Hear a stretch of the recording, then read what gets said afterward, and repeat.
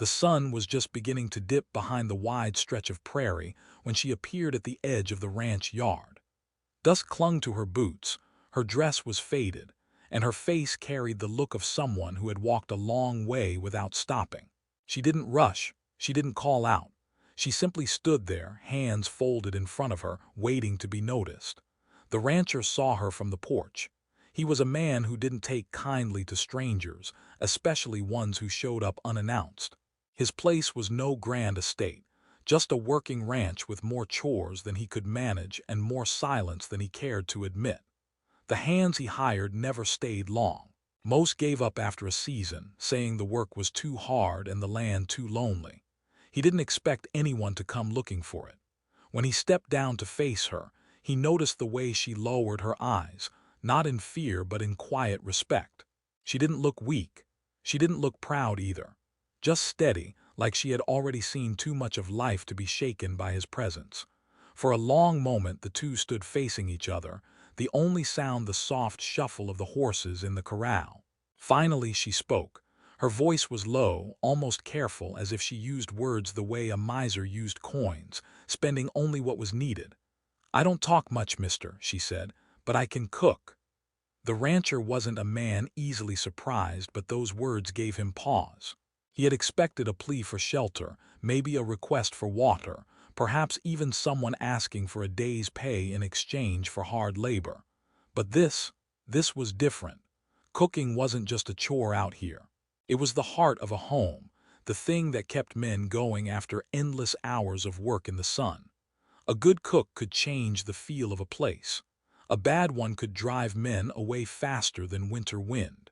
He studied her again, this stranger who had offered no story, no explanation, only her skill and her silence.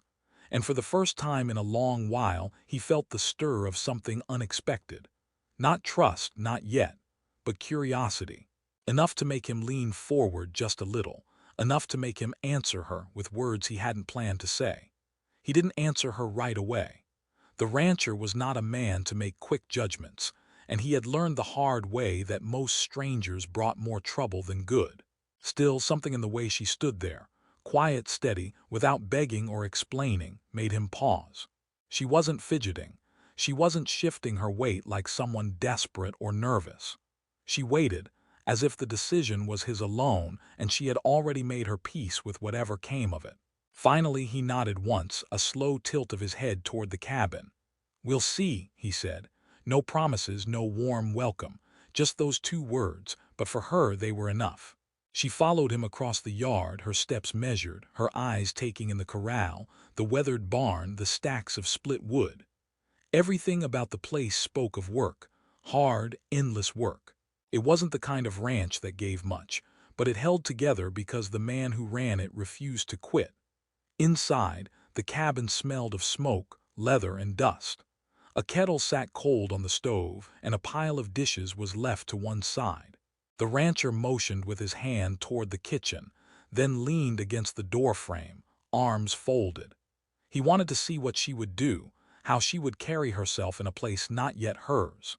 She removed her shawl, folded it carefully over a chair, and rolled up her sleeves. Without a word, she went to the stove, opened the firebox, and studied the wood stacked inside. She didn't ask where the kindling was. She simply found it, broke it down, and lit the fire with the calm precision of someone who had done it 1,000 times before. The rancher watched, his face unreadable, but inside he felt a shift. Most who came to work for him, men or women, hesitated first. They asked too many questions. She didn't. She worked. Within minutes, the room began to change. The sharp smell of smoke was replaced by the warm crackle of burning wood. She set a pot of water to boil, checked the flour barrel, and looked over the shelves as if she had lived there long enough to know them already. The rancher caught himself straightening slightly, noticing the way her movements filled the cabin with something he hadn't felt in years. Order. It was not long before the ranch hands returned from the fields. Dusty, tired, hungry men, their boots dragging across the yard. They were used to biscuits that crumbled like dust and beans left too long on the fire. Most had stopped expecting anything better. But that evening when they walked into the cabin, they stopped short. The air carried the smell of cornbread, fresh and golden, and a stew thick with meat and potatoes simmering low on the stove. The men glanced at each other, then at the stranger by the hearth. She did not look up at them, did not offer a greeting, only stirred the pot and set the bread on the table as if it was the most natural thing in the world. Their eyes went to the rancher, who gave no explanation, only a grunt that told them to sit down. They ate in silence at first. The only sounds were the scrape of spoons and the soft clink of tin cups. Then, slowly, the silence gave way to mutters of surprise. One man chuckled under his breath, another asked for a second helping. Before long, the table that had so often been a place of weariness was filled with something else. Life. The stranger said nothing, only moved between stove and table with quiet grace, refilling plates, placing more bread down, and clearing what was empty. The rancher kept his eyes on her, measuring. She hadn't tried to please them with talk, hadn't offered smiles or chatter. She had let the food speak, and it spoke well. The men respected that in a way they didn't even recognize at first. Out here, words were cheap, but work was everything.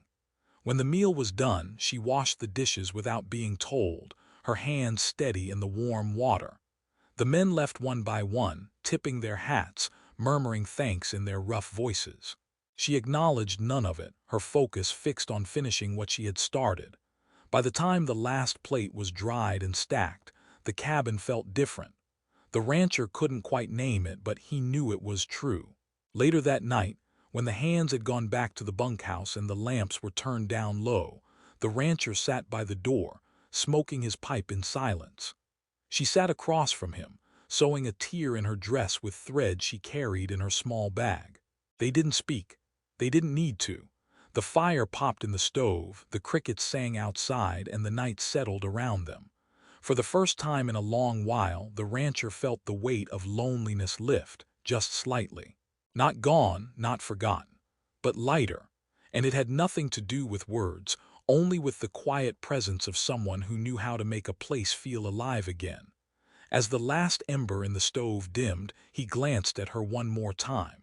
She had finished her sewing, folded the dress neatly across her lap, and sat still, her eyes lowered, calm as ever.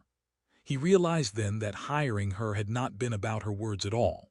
It had been about the silence she carried, a silence that spoke louder than any promise could. The days that followed slipped into a rhythm that felt different from the life the rancher had known for so long. Work on the land was always hard, sunup to sundown, with endless tasks that never seemed to finish. But now, when the men came back from the fields, they were met not with the tired scrape of burnt beans or stale bread, but with the warm smell of food that reminded them of homes they hadn't seen in years. The stranger, the quiet woman who had walked onto the ranch with dust on her boots and little more than determination in her eyes, had filled the cabin with something unexpected, comfort. She didn't speak unless spoken to, and even then her words were short and careful. Yet her silence didn't feel like distance. It carried weight, as if every glance, every small gesture she made, told more of her story than any long explanation could. When she kneaded dough in the morning, the strength in her hands spoke of years spent doing the same. When she stirred a pot or set plates in front of the men, her quiet precision spoke of pride in work done right. The ranch hands, men roughened by wind and labor, began to notice the change in themselves. They rose earlier, returned sharper, as if the promise of a good meal waiting for them gave their efforts new purpose. They joked more at the table, laughter echoing against the log walls, the sound unfamiliar but welcome. And though she never joined in their banter, they found themselves lowering their voices when she moved close, showing her a respect they did not give easily. The rancher, too, felt the shift. He had lived with silence before, but it had been a hollow silence, empty and sharp.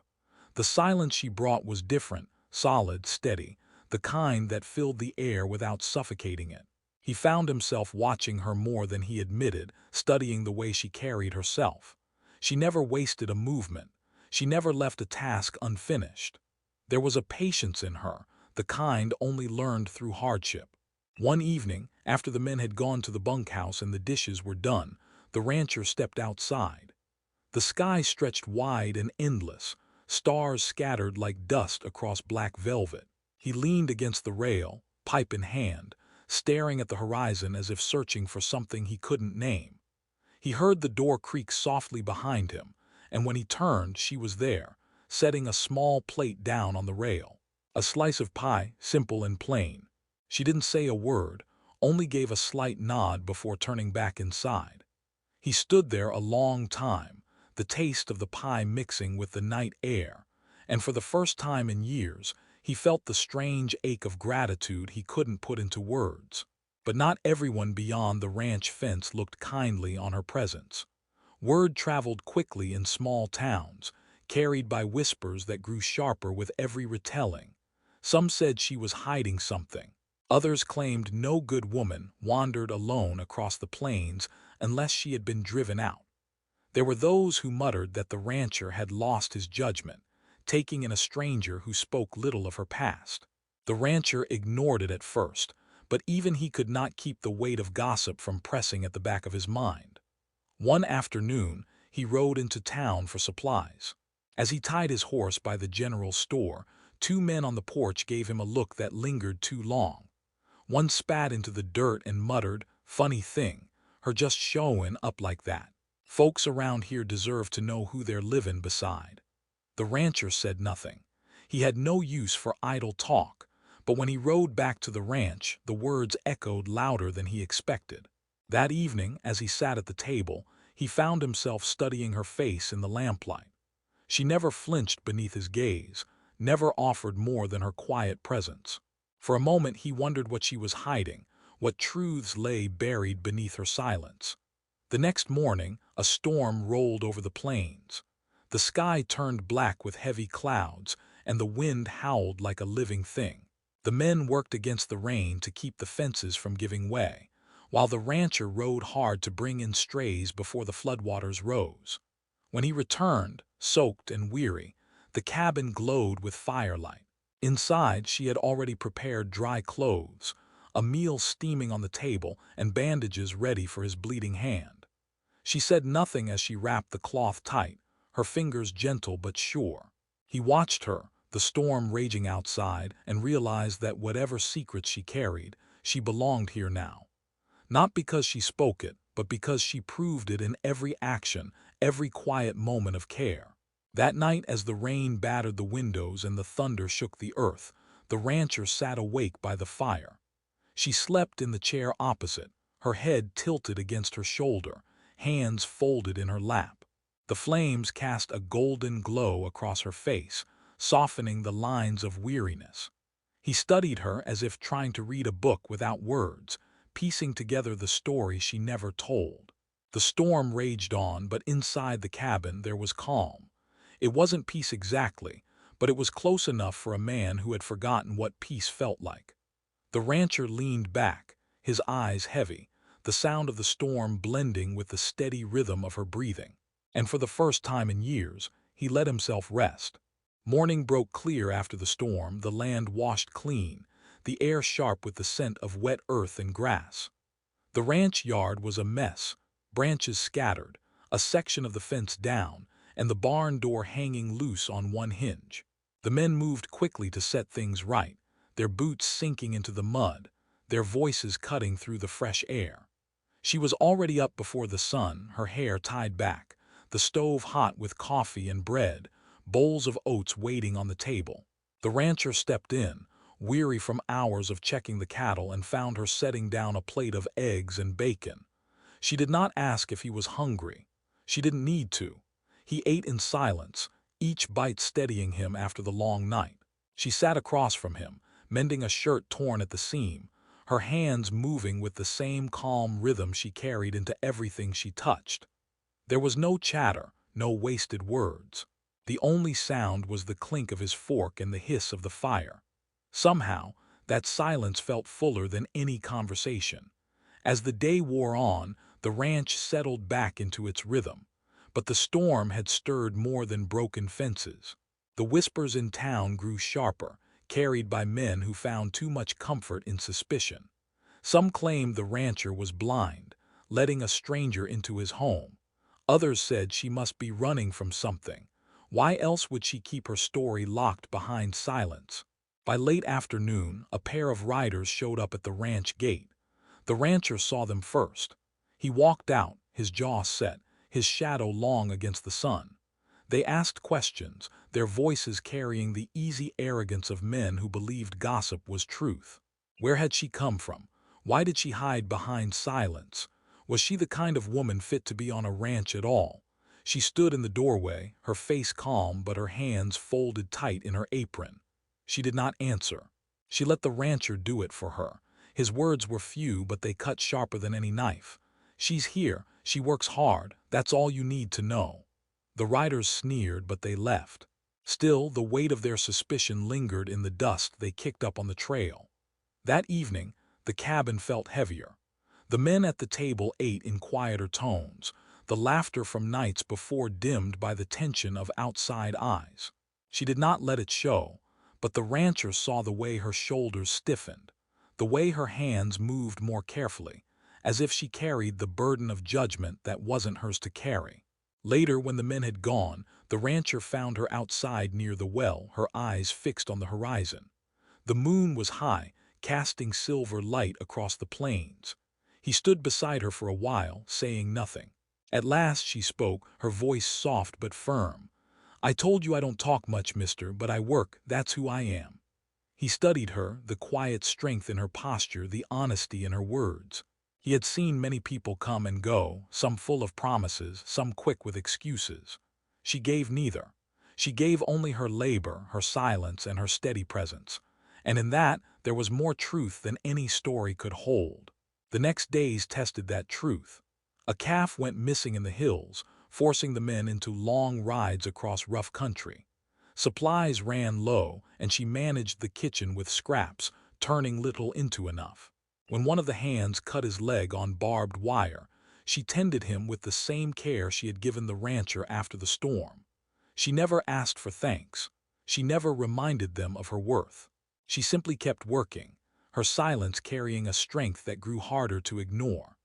One night, as the fire burned low, the rancher watched her place a fresh loaf of bread on the table, her movements slow with exhaustion. He realized then how much had changed. His ranch had always been a place of toil and grit, but never of warmth. Now, even with suspicion hanging in the air, even with gossip waiting down the road, the cabin had become something more than shelter. It had become a home again. Yet the past has a way of chasing those who think they've outrun it. A week later, as the sun dipped low, a wagon rattled into the yard.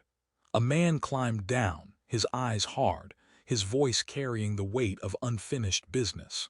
He asked for her by name, the name she had not spoken since the day she arrived.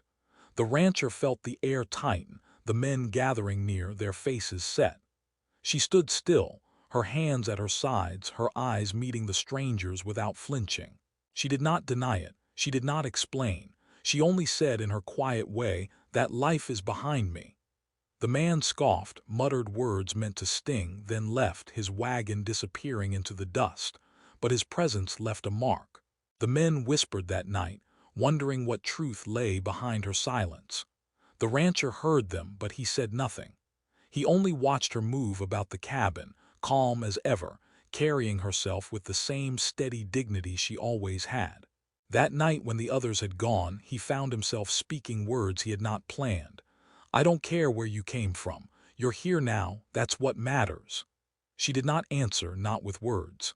She simply met his eyes for the first time, held them steady, and in that quiet moment he felt the truth settle between them like stone. Whatever her past was, it no longer belonged to anyone but her. And whatever future waited, it had already begun here, in the silence they shared. The days after the wagon left were uneasy. The men spoke less at supper, their voices low, their glances often slipping toward her when they thought she wasn't looking. The gossip from town had crossed the fence line and seeped into the bunkhouse. Some wondered aloud if she was trouble. Others said it didn't matter so long as the food kept coming. But unease, once planted, grows fast in hard soil. She felt it, though she never said a word. Her hands moved the same across the bread dough. Her steps were just as measured when she walked between stove and table, but there was a heaviness in her eyes that hadn't been there before. She knew what it meant to be doubted, to be watched like someone who didn't belong. The rancher saw it too, though he tried not to let it show. One evening, the tension broke. A young hand, too new to know the weight of his words, muttered under his breath that maybe she was only hiding out until someone came to drag her back. The rancher slammed his cup down hard enough to make the table rattle. The room went silent, all eyes turning to him. His voice was low but sharp, a tone that cut deeper than a shout.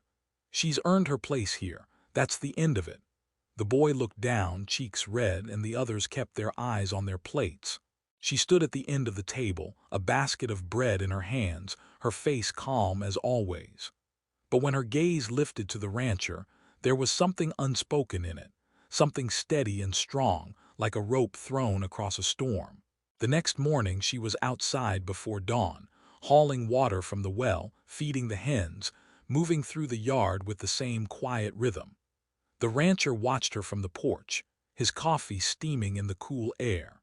He realized then that her silence wasn't weakness. It was armor. It was the way she had survived in a world quick to judge and slow to forgive. The work on the ranch grew harder as summer deepened. The heat baked the earth until the grass crackled underfoot, and storms rolled in sudden and violent, tearing down what little peace the land offered. One afternoon, word came that cattle had broken through the fence line and strayed into the hills. The men saddled up fast, the rancher at their head. She stood at the doorway as they rode out, her braid catching in the wind, her eyes following them until the dust swallowed the last horse. For 2 days they searched, riding the ridges, driving the strays back through gullies and canyons. The rancher returned late on the second night, weary and dust-choked, his arm bleeding from a fall. When he stepped into the cabin, she was already waiting with water, cloth, and the same calm presence that had steadied him before. She said nothing, only took his hand and began to clean the wound. He winced as the cloth bit into the scrape, but her touch was sure, her face close in the lamplight, her silence as steady as her hands. As she worked, he found himself speaking without meaning to. "Men can say what they like. I know what I see." She paused, her eyes lifting to his, the cloth still in her hand. For a long moment the only sound was the crackle of the fire. She didn't answer, not with words, but the look she gave him was more than enough. The days passed, and slowly the whispers faded. The men grew used to her presence again, and the town found new stories to gnaw on. She remained as she had been from the start, quiet, steady, carrying her share without complaint. Yet something had shifted between her and the rancher. He found himself listening for the sound of her steps in the kitchen, watching the way she leaned over the garden rows in the morning sun, noticing the small hum she let slip sometimes when she thought no one was near. One evening, after the work was done and the men had drifted off, he sat outside on the porch. The sky was burning with colors, pink and gold spilling across the horizon. She came out with a pot of coffee, poured him a cup, then sat in the chair beside him. They didn't speak. They didn't need to. The silence stretched between them, not heavy but easy, like two parts of a song that had finally found each other. The rancher leaned back, his hat low over his brow, and thought about how the land had worn him down over the years. It had taken so much: his strength, his peace, his family. Yet here was this woman, who had come with nothing but a quiet voice and steady hands, and somehow she had given something back. When the stars began to pierce the sky, she stood, folded her shawl around her shoulders, and gave him a nod before stepping inside. He stayed a while longer, staring out across the darkening plains, the weight in his chest different than it had been before. Not lighter, not heavier, just changed.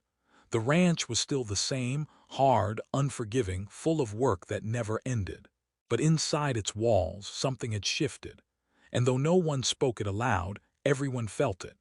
The heat of summer slowly gave way to cooler winds, the kind that carried the smell of dry grass and the promise of autumn. The ranch carried on as it always had: long days, harder nights, work that stretched from dawn until the stars. Yet within the cabin the rhythm had changed. Meals came with warmth, silence came with peace, and the weight of loneliness seemed a little easier to bear. The woman still spoke little, but the men no longer found her silence unsettling. They had grown used to it, even grateful for it. Her quiet ways made the table steadier, the evenings calmer. Some nights, after long hours in the saddle, the rancher found himself stepping inside to the smell of stew or fresh bread, and for the first time in years, the cabin felt like more than shelter. It felt like a place to come home to. The rancher carried himself the same as ever, stern, watchful, a man who gave few words and asked for fewer. But his eyes followed her more often now. He noticed the way she tucked her braid behind her shoulder when the wind caught it, the way she hummed low while she worked the dough, the way her hands, worn from years of labor, moved with a gentleness that spoke of things left unsaid. He didn't speak of it, but he carried it inside him like a secret he wasn't ready to let go. One afternoon, trouble came again. A rider from town brought word that rustlers had been seen near the hills, men looking for easy cattle to steal. The rancher saddled up with his hands, his jaw tight, his eyes narrowed with the kind of focus that came only from years of defending what was his. She watched them ride off, standing in the doorway as the dust swallowed them whole. Her hands clutched the apron at her waist, her face calm but her heart pounding. The men returned late, the rancher at their head, weary but unhurt. They had turned the rustlers back, but not without cost. One of the hands carried a cut on his arm, and another limped badly from a fall. She set to work without a word, her hands steady, her eyes sharp with focus. She cleaned wounds, tore bandages, and brewed bitter herbs into medicine. The men, hardened by years on the trail, winced but said nothing. They trusted her hands, even if they did not know the story of where she had learned. The rancher watched her in silence, his respect deepening with each careful motion. She asked for nothing, expected nothing, and gave everything she had in the quiet way she always had. When the men finally settled into their bunks, she sat by the stove, her head bowed, her hands folded in her lap. The rancher lowered himself into the chair opposite her, the firelight flickering across his face. For a long time neither spoke. Then at last he said, "You've done more here than you know." She lifted her eyes to his, and though she gave no reply, the truth passed between them like a current. Words weren't needed. He understood her silence and she understood his. The seasons shifted quickly. Frost came early, biting at the edges of the fields. The cattle grew restless in the chill, and the men worked harder to prepare for winter. Inside the cabin, she kept the fire burning, the shelves stocked, the meals hearty enough to carry them through long nights. The rancher found himself relying on her presence more than he realized. When the wind howled against the shutters and the land seemed to stretch cold and empty, her calm was the thing that held it all together. One evening, when snow had just begun to dust the ground, the rancher returned from checking the herds. He shook the frost from his coat, stomped the snow from his boots, and stepped inside to the warm glow of lamplight. She was there by the hearth, mending a pair of gloves with careful stitches. The firelight played against her face, and for the first time he allowed himself to wonder, not who she had been before, but who she might become here. The cabin was quiet, save for the crackle of the fire and the steady sound of her needle pulling thread.